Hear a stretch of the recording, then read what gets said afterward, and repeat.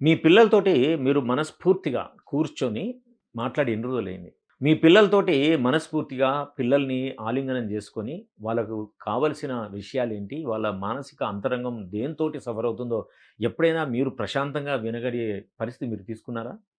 మీకు తెలుసా పిల్లలు వాళ్ళతో సమయం గడపట్లేదని వాళ్ళు ఎంతగా మదన పడుతుంటారో? వీటన్నిటికి పరిష్కారాలు కావాలి అనంటే తప్పకుండా మీరు మైండ్ ఎక్స్‌పోకి రండి.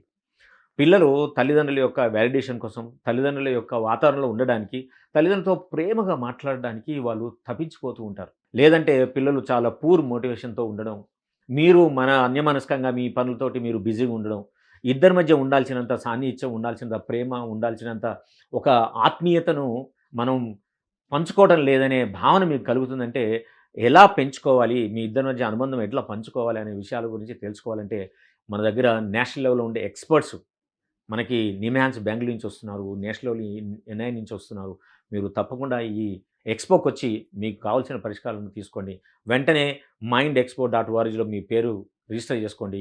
మర్చిపోకండి September 2, 3, 4 Gachibowli engineering staff college of India కలుద్దాం. See you there.